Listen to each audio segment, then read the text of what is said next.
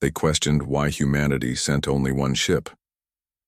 Until it arrived, the representatives of the Galactic Alliance gathered in the observation dome of Nexus Station, their varied anatomies arranged around the massive holographic display. 37 species watched as a single human vessel approached the rendezvous point. Is this some kind of insult?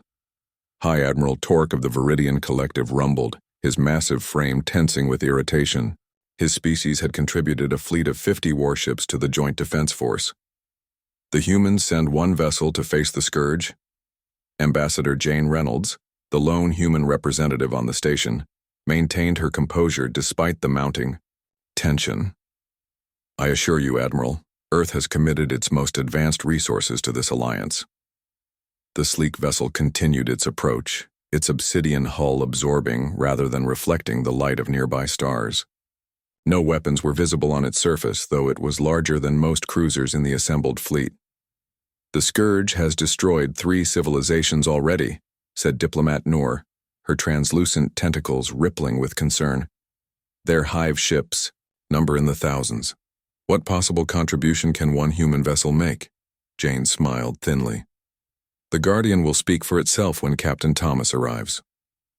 On the bridge of the UES Guardian, Captain Michael Thomas stood before the main viewport, hands clasped behind his back. The assembled alien fleet was impressive, nearly 300 vessels of various designs and capabilities, representing the combined military might of the Galactic Alliance. They're hailing us again, sir, Lieutenant Anna Wilson reported from the communications station. The Alliance Admiralty is requesting details of our tactical capabilities. Michael allowed himself a small smile. Transmit the standard response. Detailed briefing will occur after we dock. Captain, his executive officer, Commander Robert Jackson, said quietly at his side. The alien representatives seem concerned about our presence. As expected, Michael replied. The Nexus Council has only known humanity for 15 years. They still think of us as newcomers, barely able to achieve faster-than-light travel. If they knew what the Guardian actually is, they will soon enough, Michael said. Director Williams was quite clear. Full disclosure, but only in person. Too many listening ears in space. As the Guardian approached the docking ring, Michael activated the ship-wide communication system. All hands prepare for Phase 1 deployment. Dr. Miller, is the core stable? The chief scientist's voice came through clearly. The singularity is perfectly contained, Captain. Power output at optimal levels. Very good. Prepare to receive the Alliance delegation in 1 hour. High Admiral Torque led the inspection team through the docking tube onto the human vessel. The initial reception area seemed unremarkable. Clean, functional, and built to accommodate various species, but nothing suggesting advanced technology beyond Alliance standards. Captain Thomas greeted them with the formal Alliance salute. Welcome. Aboard the Guardian. If you'll follow me, we've prepared a briefing room for the full disclosure of our capabilities. This vessel appears conventional, noted Science Director Lith, her compound eyes scanning the corridors as they walked. Where are your weapon systems? The Guardian isn't a conventional warship, Thomas replied as they entered a large circular chamber. A holographic projection of the Milky Way galaxy floated in the center. Once all 20 representatives were seated, Captain Thomas activated a security field around the room. What I'm about to share is the most closely guarded secret of Earth. See? Hologram shifted to show the Guardian, but the image peeled away layers of the ship to reveal a complex internal structure unlike anything the aliens had seen before. The Guardian isn't merely a ship, Thomas explained. It's a dimensional fortress powered by a contained singularity. For the past decade, while we've shown you our conventional fleet, humanity has been developing technology that exists beyond standard space-time physics. Director Lith leaned forward, her scientific curiosity overcoming her skepticism. Impossible. Such technology would require energy manipulation capabilities far beyond what you believed humans capable of, Thomas finished for her. Yes, we've maintained that impression deliberately while we perfected this system. High Admiral Torque's translator struggled to convey his mixture of outrage and disbelief. You expect us to believe that this single vessel can stand against the Scourge Armada? Captain Thomas tapped a control panel and the hologram shifted to show the Guardian deploying a sphere of energy that expanded outward. The Guardian creates what we call a phase shift field. Within this field, we can alter fundamental constants of physics. In simple terms, we can change the rules of reality within a defined space. A stunned silence fell over the room. When the Scourge fleet arrives, Thomas continued, the Guardian will generate a field encompassing their entire formation. Within that field, we can selectively alter gravitational constants, electromagnetic forces, even the strong nuclear force.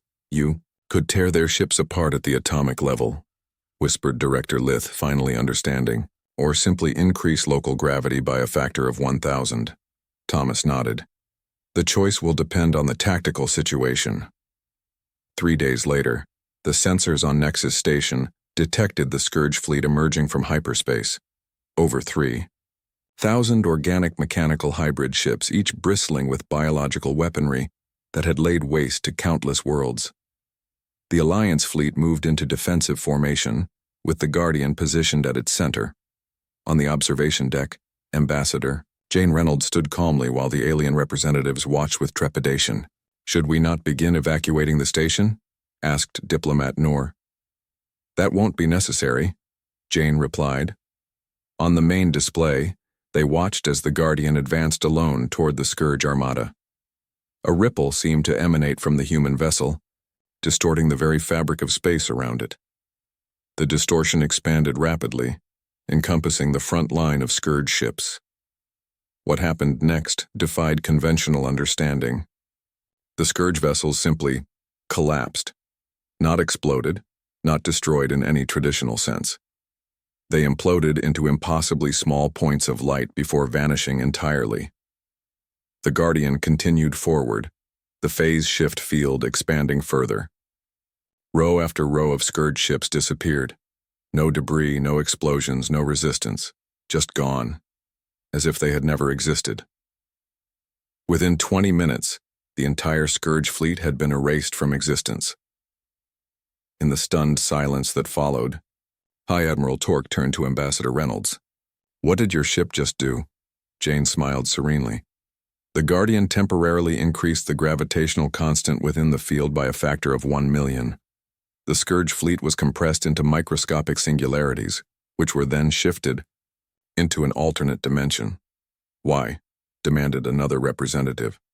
Why did humanity hide such technology from the Alliance? We could have prevented so much destruction. Jane's expression grew serious. Because technology this powerful requires absolute certainty in its application, we needed to understand who our allies truly were before sharing it. She looked around, at the gathered representatives. This was as much a test of the Alliance as it was a defense against the Scourge. Director Lith's translator conveyed her awe. All this time we thought of humans as the newcomers, the learners. A common mistake, Jane replied. Humanity learned long ago that appearing less advanced than we are tends to reveal others' true intentions. She extended her hand in the universal gesture of alliance. Now shall we discuss the real threats facing this galaxy? The representatives of 37 worlds looked at the human ambassador with new understanding. The Guardian had not just eliminated the Scourge. It had completely redefined their understanding of humanity's place in the cosmos.